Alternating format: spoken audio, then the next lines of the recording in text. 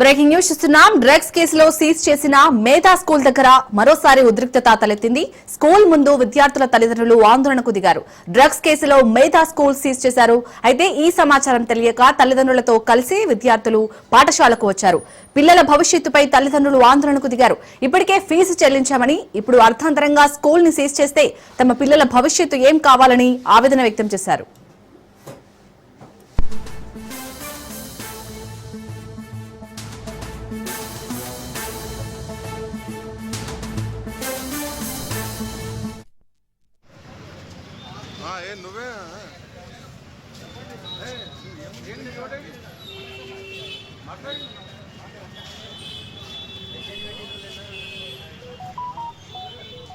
अरे डरो नको, कुछ भी नहीं हो रहा।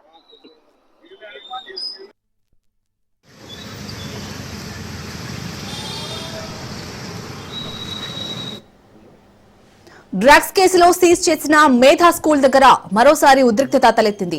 స్కూల్ ముందు విద్యార్థుల తల్లిదండ్రులు ఆందోళనకు దిగారు. డ్రగ్స్ కేసులో మేధా స్కూల్ సీజ్ చేశారు. అయితే ఈ సమాచారం తెలియక తల్లిదండ్రులతో కలిసి విద్యార్థులు పాఠశాలకు వచ్చారు. పిల్లల భవిష్యత్తుపై తల్లిదండ్రులు ఆందోళనకు దిగారు. ఇప్పటికే ఫీజు చెల్లించామని ఇప్పుడు అర్థాంతరంగా స్కూల్ ని సీజ్ చేస్తే తమ పిల్లల భవిష్యత్తు ఏం కావాలని ఆవేదన వ్యక్తం చేశారు.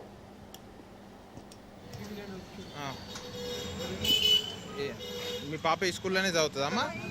ఏమో మాకు తెలియదు కానీ నేను పిల్లలకి తీసుకొని పాపకి పంపిస్తానని రోజు మా పిల్లలకి తీసేసినారు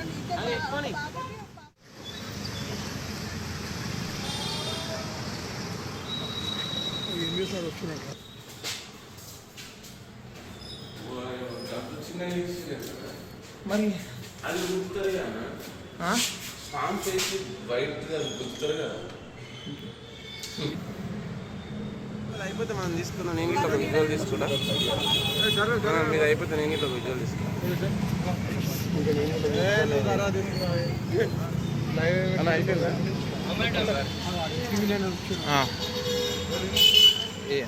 మీ పాప ఈ స్కూల్లోనే చదువుతుందమ్మా? నిన్న జరిగినటువంటి దురదృష్ట సంఘటన అల్ఫాజోలం తయారీ కేసులో మా ఉన్నతాధికారుల ఆదేశం మేరకు మేధా స్కూల్ పాఠశాలను సీజ్ చేయడం జరిగింది నిన్ననే. అదే క్రమంలో ఈరోజు వచ్చి ఇక్కడ స్కూల్ని విజిట్ చేయడం జరుగుతుంది. అదేవిధంగా ఇక్కడ ఏ పిల్లలైతే చదువుకుంటున్నారో 63 మంది పిల్లలు చదువుకుంటున్నారు. వాళ్ళ తల్లిదండ్రులతో మాట్లాడి ఆ పిల్లలందరినీ కూడా చుట్టుపక్కల ఉండేటటువంటి పాఠశాలలో ఆ పిల్లల్ని అడ్మిషన్ చేర్చాలి, వాళ్ళ విద్య మధ్యలో ఆగిపోకుండా చూడడానికి చేసేటటువంటి ప్రయత్నం ఇది. వాళ్ళందరితో మాట్లాడదాం. ఇక్కడ మేనేజ్మెంట్ వాళ్ళు లేరు, టీచర్లను పిలిపించినాం. టీచర్లు వచ్చిన వెంబడే తల్లిదండ్రులతో మాట్లాడి ఆ తల్లిదండ్రులను ఒప్పించి వాళ్ళని కన్విన్స్ చేసి పక్క పాఠశాలలో పిల్లల్ని చేంజ్ చేసే విధంగా తల్లి చర్యలు తీసుకుంటాం. ఇది మా ఉన్నతాధికారుల ఆదేశం ప్రకారం జరుగుతుంది. నిన్న జరిగినటువంటి దురదృష్ట సంఘటన అల్ఫాజోలం తయారీ కేసులో మా ఉన్నతాధికారుల ఆదేశం మేరకు మేధా స్కూల్ పాఠశాల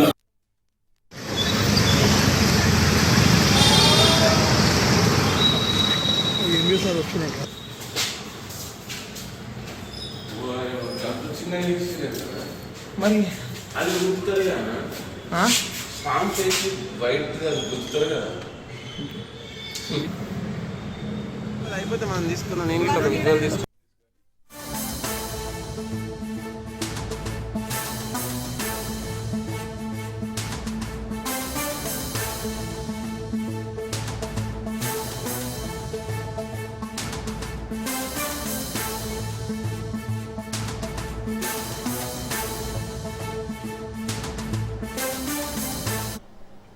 కొమరం భీం జిల్లాలో రైతులకు యూరియా కష్టాలు కొనసాగుతున్నాయి.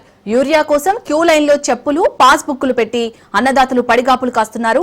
పంపిణీ కేంద్రాల దగ్గర బారులు తీరుతున్నారు. ఇన్ని చేసినా యూరియా దొరకకపోవడంతో రోడ్డుపై ధర్నాకు దిగుతున్నారు.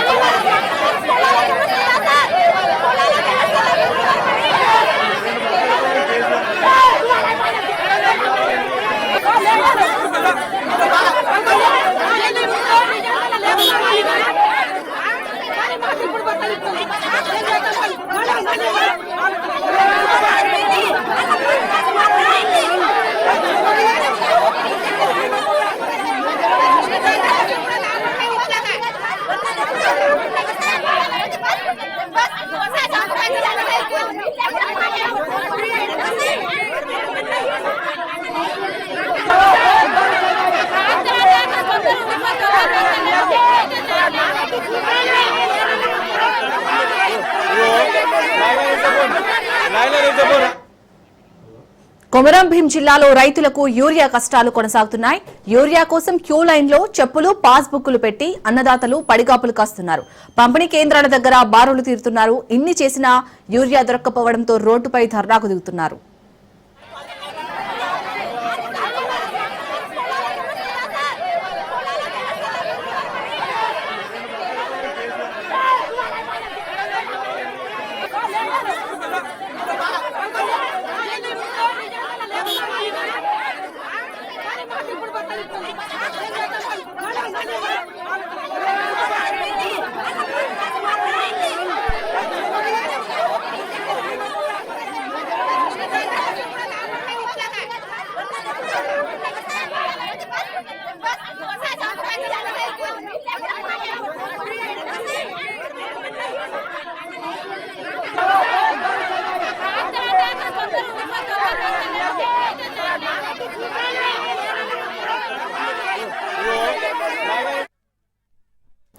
అటు కొమరం భీం జిల్లాలో అయితే రైతుల యూరియా కష్టాలకు సంబంధించి పూర్తి అప్డేట్స్ మా ప్రతినిధి అరుణ్ కుమార్ అందిస్తారు. అరుణ్ కుమార్, అసలు అక్కడ పంపిణీ కేంద్రాల దగ్గర మనం చూస్తున్నాం రైతులు అయితే ఎంతో ఆవేదన వ్యక్తం చేస్తున్నారు. సో అక్కడ అధికారులు ఏమంటున్నారు? రైతులు అడిగిన క్వశ్చన్స్ కి అంటే యూరియా కొరత ఎప్పుడు తగ్గుముఖం పట్టే అవకాశం కనిపిస్తుంది?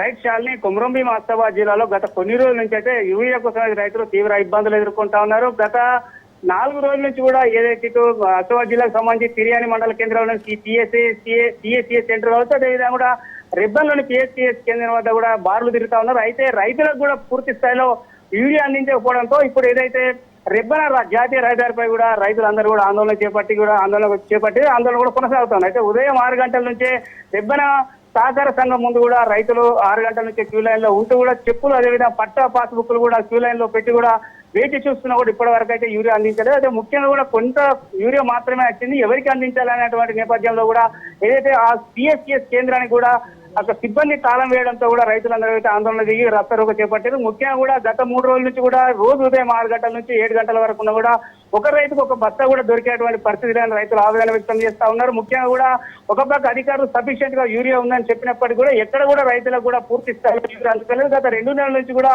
పంటలు ఏసీ 2 నెలలు అవుతున్నా కూడా ఇప్పటి వరకు పూర్తి స్థాయిలో కూడా యూరియా అందకపోవడంతో కూడా పంటలు నష్టపోయేటువంటి పరిస్థితి తలెత్తిందని అయితే రైతులు ఆవేదన వ్యక్తం చేస్తున్నారు. ఇప్పటికైనా కూడా ఇటు ప్రజాప్రతినిధులు అదేవిధంగా కూడా అధికారులు చర్యలు చేపట్టి రైతులకు సఫిషియెంట్ గా ఏదైతే యూరియా మొత్తం కూడా అందించాలని అయితే రైతులు ప్రభుత్వాన్ని అధికారులు అయితే కోరుతా ఉన్నారు. శాలిని, అరుణ్ కుమార్, అసలు అక్కడ పిఎస్సిఎస్ కేంద్రం దగ్గర ఇప్పుడు యూరియా ఉందా? ఎందుకు తాళం వేశారు అధికారులు రైతులకు ఇవ్వకుండా?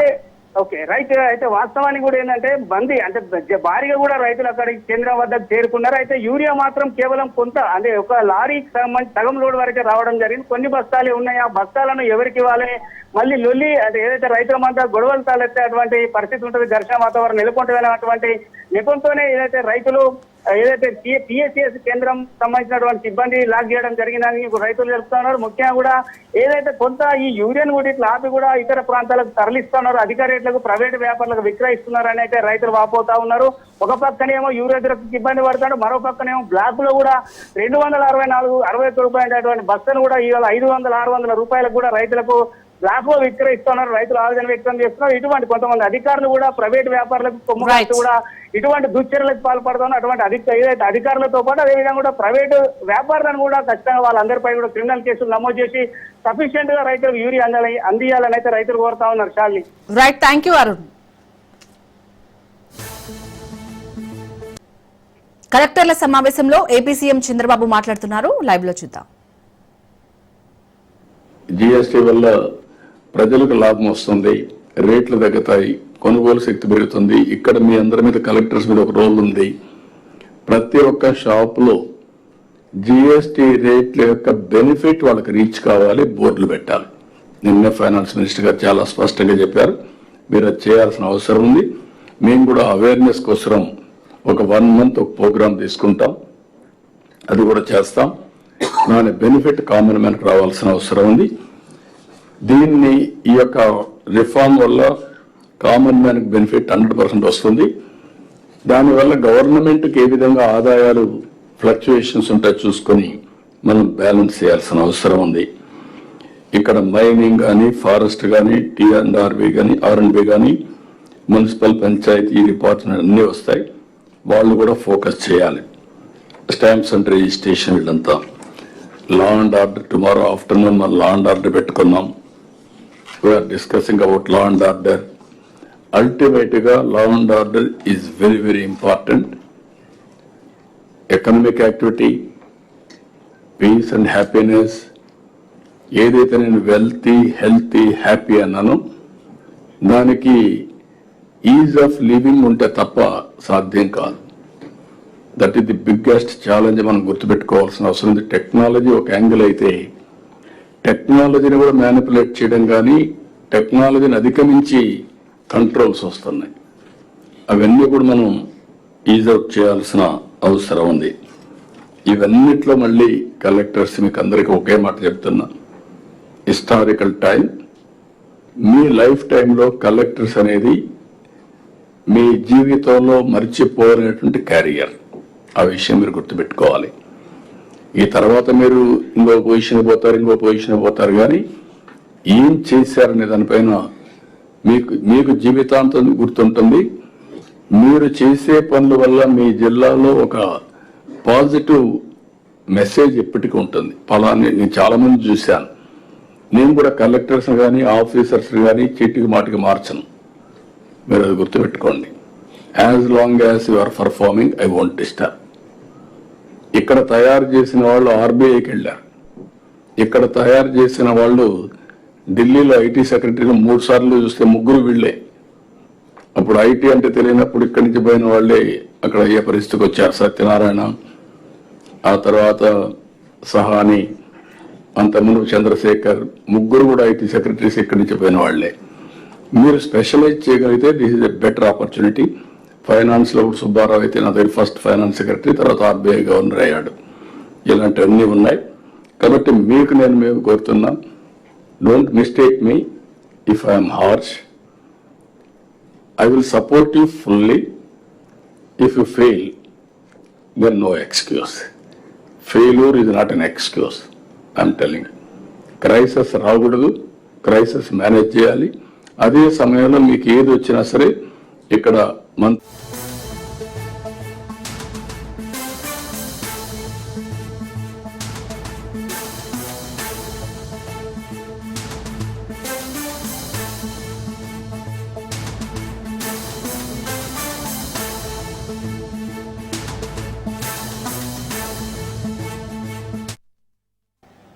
బ్రేకింగ్ న్యూస్ చూస్తున్నాం. వక్ఫ్ సవరణ బిల్లుపై సుప్రీంకోర్టు స్టే విధించింది. వక్ఫ్ బోర్డు బిల్లులోని కొన్ని సెక్షన్లపై సుప్రీంకోర్టు మధ్యంతర ఉత్తర్వులు జారీ చేసింది. 5 ఏళ్లు ఇస్లాంలో ఉండాలన్న నిబంధనపై స్టే విధిస్తూ సుప్రీంకోర్టు ఉత్తర్వులు జారీ చేసింది. వక్ఫ్ చట్ట సవరణపై స్టే ఇచ్చేందుకు సుప్రీం నిరాకరించింది. వక్ఫ్ భూములపై నిర్ధారించే అధికారం కలెక్టర్ కు లేదని ధర్మాసనం స్పష్టం చేసింది. వక్ఫ్ భూ వివాదంపై ట్రైబ్యునల్ కే వెళ్లాలని సుప్రీంకోర్టు సూచించింది. వక్ఫ్ బోర్డు ఆస్తుల కాదా అన్నది కోర్టులే నిర్ణయిస్తారని ధర్మాసనం తెలిపింది.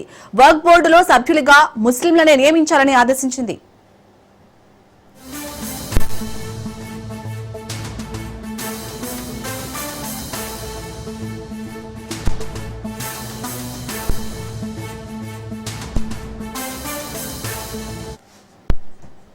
వక్ఫ్ సవరణ బిల్లుపై సుప్రీంకోర్టు స్టే విధించింది. వక్ఫ్ బోర్డు బిల్లులోని కొన్ని సెక్షన్లపై సుప్రీంకోర్టు మధ్యంతర ఉత్తర్వులు జారీ చేసింది.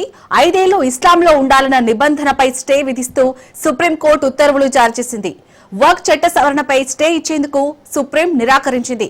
వక్ఫ్ భూములపై నిర్ధారించే అధికారం కలెక్టర్ కు లేదని ధర్మాసనం స్పష్టం చేసింది. వక్ఫ్ భూ వివాదంపై ట్రిబ్యునల్ కే వెళ్లాలని సుప్రీంకోర్టు సూచించింది. వక్ఫ్ బోర్డు ఆస్తుల కాదా అన్నది కోర్టులే నిర్ణయిస్తాయని ధర్మాసనం తెలిపింది. వక్ఫ్ బోర్డులో సభ్యులుగా ముస్లింలనే నియమించాలని ఆదేశించింది.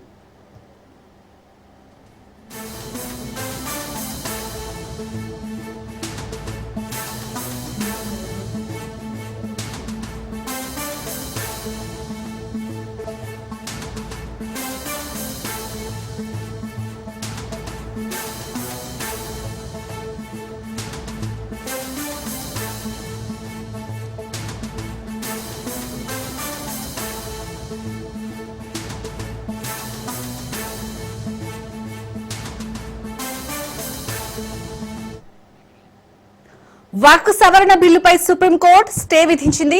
వర్క్ బోర్డు బిల్లులోని కొన్ని సెక్షన్లపై సుప్రీంకోర్టు మధ్యంతర ఉత్తర్వులు జారీ చేసింది. 5 ఏళ్లు ఇస్లాంలో ఉండాలన్న నిబంధనపై స్టే విధిస్తూ సుప్రీంకోర్టు ఉత్తర్వులు జారీ చేసింది. వర్క్ చట్ట సవరణపై స్టే ఇచ్చేందుకు సుప్రీం నిరాకరించింది. వర్క్ భూములపై నిర్ధారించే అధికారం కలెక్టర్కు లేదని ధర్మాసనం స్పష్టం చేసింది. వర్క్ భూ వివాదంపై ట్రిబ్యునల్కే వెళ్లాలని సుప్రీంకోర్టు సూచించింది. వర్క్ బోర్డు ఆస్తులా కాదా అన్నది కోర్టులే నిర్ణయిస్తారని ధర్మాసనం తెలిపింది. వర్క్ బోర్డులో సభ్యులుగా ముస్లింలనే నియమించాలని ఆదేశించింది.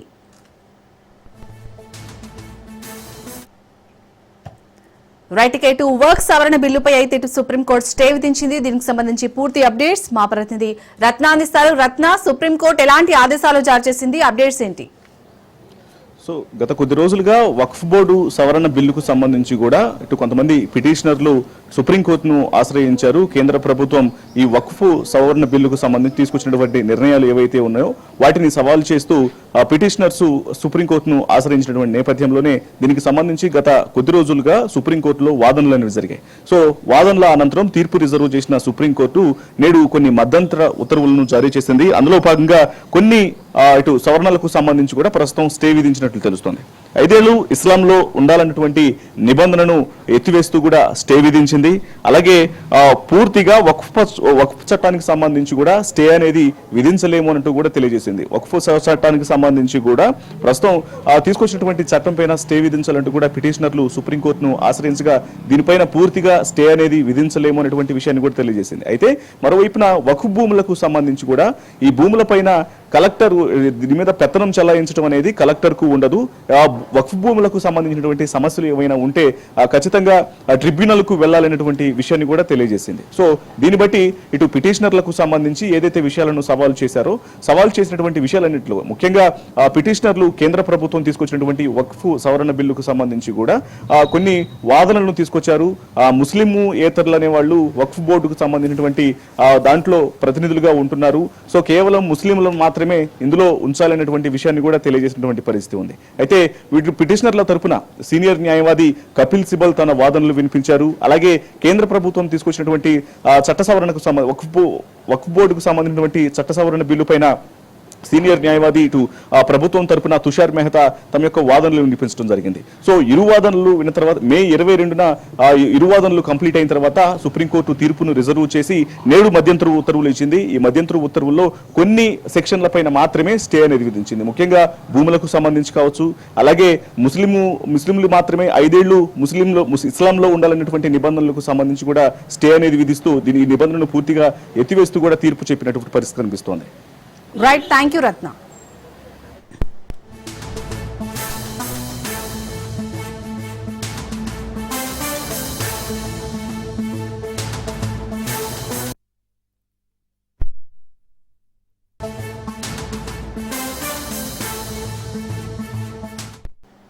అధికారం చేతిలో ఉందని అడ్డగోలు వ్యవహారానికి తెరదీశాడు ఓ gunmen.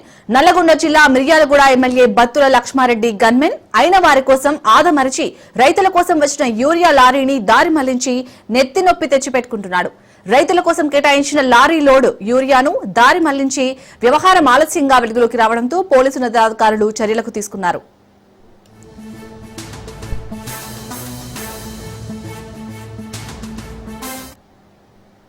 Miryalaguda MLA Battula Lakshma Reddy PA అవతారం ఎత్తిన గన్మెన్ నాగు నాయక్ వ్యవసాయ అధికారులకు అప్పటికప్పుడు ఫోన్ చేసి యూరియా లారీని 3వ కంటికి తెలవకుండా దారి మళ్లించాడు. ప్రస్తుతం మార్కెట్లో యూరియా డిమాండ్ మేరకు నెలకొంటున్న ఆందోళన సమస్యల మధ్య కొద్ది రోజుల తర్వాత ఎమ్మెల్యే బత్తుల లక్ష్మారెడ్డి యూరియాపై ఆరా కోసం అధికారులకు ఫోన్ చేయడంతో గన్మెన్ నాగు నాయక్ తతంగం మొత్తం బహిర్గతమైంది. గన్మెన్ నాగు నాయక్ వ్యవహారంపై నల్లగొండ జిల్లా ఎస్పీ శరత్ చంద్ర పవార్ సీరియస్ గా తీసుకున్నారు. ఇప్పటికే విచారణకు ఆదేశాలు జారీ చేశారు.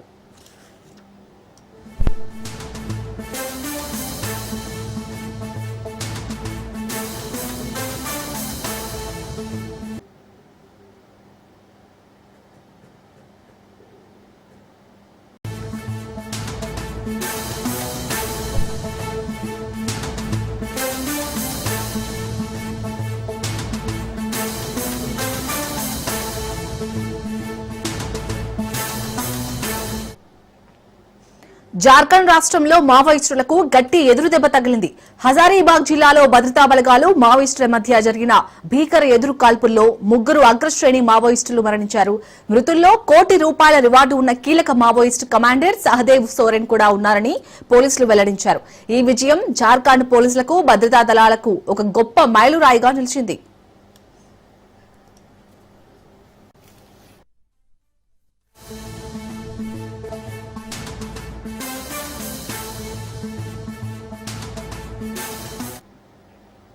హజారీబాగ్ జిల్లాలోని గోరహర్ పోలీస్ స్టేషన్ పరిధిలోని పందింత్రి అటవీ ప్రాంతంలో నిషేధిత సిపిఐ సంస్థకు చెందిన సహదేవ్ సోరెన్ బృందానికి భద్రతా బలగాలకు మధ్య ఈ కాల్పులు చోటు చేసుకున్నాయి. కొంతసేపు హోరాహోరీగా జరిగిన పోరాటం తర్వాత మావోయిస్టులు భద్రతా బలగాల ముట్టడికి తట్టుకోలేకపోయారు. కాల్పులు నిలిచిపోయిన తర్వాత భద్రతా దళాలు ఆ ప్రాంతాన్ని జల్లెడపట్టాయి. ఈ గాలింపు చర్యల్లో 3 మావోయిస్టుల మృతదేహాలను పోలీసులు స్వాధీనం చేసుకున్నారు.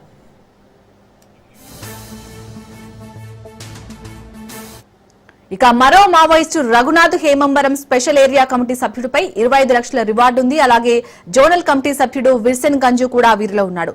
రైట్ అయితే అంశానికి సంబంధించి పూర్తి అప్డేట్స్ మా ప్రతినిధి ఉపేందర్ అందిస్తారు. ఉపేందర్, చాలని ఇప్పటికే ఏదైతే జార్ఖండ్ రాష్ట్రంలో కొనసాగుతున్నటువంటి నక్సల్ ఏర్వేత ఆపరేషన్ లో మాత్రం అటు భద్రతా బలగాలు అయితే భారీ విజయాన్ని అయితే సాధించాయని అయితే మనం చెప్పుకోవచ్చు. ఏదైతే హరిజాబాద్ పోలీసులు అటు కోబ్రా బెటాలియన్ సంయుక్తంగా నిర్వహించినటువంటి బొమ్మింగ్ ఆపరేషన్ లో 3 నక్సలైట్లు కూడా హతమైనట్లయితే మనకు సమాచారం అందుతుంది. వారిలో ఒకరిపై ఇప్పటికే ₹1 కోటి రివార్డు కూడా ఉన్నట్లయితే వారు అధికారులు అయితే చెప్తున్న పరిస్థితి కనిపిస్తుంది. ఈ 3 నక్సలైట్లు మరణించినట్లు అటు పోలీసుల ప్రధాన కార్యాలయ వర్గాలు కూడా ఇప్పటికే అంటే నిర్ధారించినట్లు కూడా తెలుస్తుంది. ఈ ఎన్కౌంటర్ లో ఏదైతే హజారీబాగ్ లోని గుల్హార్ పోలీస్ స్టేషన్ ప్రాంతంలో అయితే ఈ ఎన్కౌంటర్ అయితే జరిగింది. ఇక సెర్చ్ ఆపరేషన్ లో ఈ 3 నక్సలైట్ల మృతదేహాలతో పాటు భారీగా AK-47లు అదేవిధంగా మందుగుండు సామగ్రిని కూడా లక్షించినట్లయితే అధికారులు చెప్తున్నారు. ఇక ఈ చనిపోయిన వారిలో సహదేవ్ సోరెన్ అలియాస్ ప్రవేశ్ గా కూడా చెప్తున్నారు. ఇతను ఇప్పటికే కేంద్ర కమిటీ సభ్యుడిగా కూడా ఉన్నాడు. ఇతనిపై అక్కడ ప్రభుత్వం ఎప్పుడైతే జార్ఖండ్ ప్రభుత్వంలో ₹1 కోటి రివార్డు కూడా ఉన్నట్లు తెలుస్తుంది. మరో వ్యక్తి ఏదైతే జన్నత్ హెబ్రాన్ కూడా ఉన్నాడు. ఇతను ఏదైతే జార్ఖండ్ స్పెషల్ ఏరియా కమిటీ సభ్యుడిగా కూడా ఇతను చెప్తున్నారు. ఇతనిపై కూడా ఇప్పటికే 25 లక్షల రివార్డు కూడా ఉన్నట్లయితే అధికారులు చెప్తున్నారు. ఇక మరో వ్యక్తి ఏదైతే వీల్సైన్ గంజు కమిటీ సభ్యుడిగా కూడా ఉన్నాడు. ఇతనిపై కూడా దాదాపుగా 10 లక్షల రివార్డు ఉన్నట్లయితే అధికారులు అయితే చెప్తున్నారు. ఇక ఏదైతే హరిజాబాద్ జిల్లాలోని గోరహర్ పోలీస్ స్టేషన్ ప్రాంతంలో పనా ప్రీతి అడవుల్లో ఈ ఎన్కౌంటర్ అయితే జరిగింది. ఈ ప్రాంతంలో బొకారో మరియు గిరిదేహు జిల్లాల సరిహద్దు ఆనుకొని అయితే ఉంటుంది. ఇక కోబ్రా మరియు హరిజాబాగ్ పోలీసులు సంయుక్తంగా నిర్వహించినటువంటి ఈ మావోయిస్ట్ ఏర్వేత లక్ష్యంలో భాగంగా ఈ 3 కూడా హతమైనట్టు కూడా తెలుస్తుంది. ఇక అటవీ ప్రాంతంలో భద్రతా బలగాలకు ఇంకా కోమింగ్ ఆపరేషన్ అయితే కొనసాగుతుంది. ఈ కోమింగ్ ఆపరేషన్ సమయంలోనే ఈ ఎన్కౌంటర్ జరిగింది. అయితే ఒక్కసారిగా ఇంకా మావోయిస్టుకు భారీగా కూడా వారికి అంతా గాయాలైనట్లు కూడా ప్రధానంగా తెలుస్తుంది. ఇప్పటికే అటు ఏదైతే కేంద్రంలోనూ ఇటు రాష్ట్రంలోనూ మావోయిస్టు రహిత దేశంగా తీర్చిదిద్దేందుకు ఇప్పటికే కేంద్ర హోంమంత్రి అమిత్ షా చెప్పినట్లుగా 2026 మార్చి 31 లోపు మావోయిస్టు రహిత దేశంగా కూడా తీర్చిదిద్దామని అతను ఇప్పటికే ప్రకటించడం జరిగింది. ఆ నేపథ్యంలో ఇప్పటికే ఛత్తీస్గఢ్, జార్ఖండ్, ఉత్తరప్రదేశ్ అదేవిధంగా ఇక్కడ ఉన్నటువంటి తెలంగాణ ఆంధ్ర సరిహద్దు ప్రాంతాల్లో కూడా ఇప్పటికే భద్రతా బలగాలను అయితే అప్రమత్తం చేసిన పరిస్థితి కనిపిస్తుంది. ఈ నేపథ్యంలో ఇప్పటికే అటు మావోయిస్ట్ పై అయితే వరుసగా కూడా ఎన్కౌంటర్లు జరుగుతున్నాయి. ప్రస్తుతం మాత్రం ఈ ప్రాంతంలో ఇంకా కూమింగ్ అయితే కొనసాగుతుంది. Shalini, right, thank you Upender.